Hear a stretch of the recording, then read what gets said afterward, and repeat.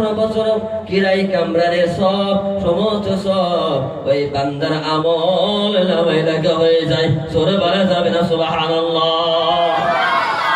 আমার ভাইজান, ও বন্ধু আমার, এবার চলে আসলেন ঈশার নামাজ। বন্ধু, ঈশার নামাজ চলে আসলো।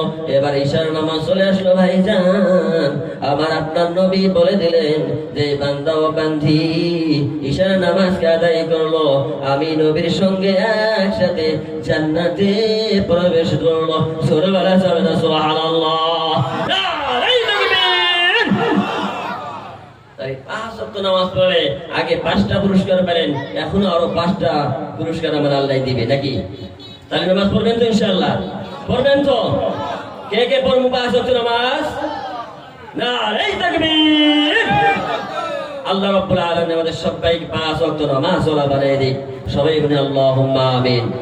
বন্ধুগণ আমার, যতটুকু বললাম বলার মাঝে যদি ভুল হয়ে যায় আল্লাহর তরফ থেকে মাফ করে দিবেন। আর যদি আমল করার কথা যদি বলে থাকি ইনশাআল্লাহ আমল করবেন এবং আমার জন্য দোয়া করবেন। এতটুকুনি বলে আমার জন্য বক্তব্য শেষ করেছি। ওয়া আখিরি দাওয়ানা আলহামদুলিল্লাহি রাব্বিল আলামিন। আসসালামু আলাইকুম ওয়া রাহমাতুল্লাহি ওয়া বারাকাতুহু। দ্বীন ইসলাম জিন্দাবাদ। ধন্যবাদ। আপনি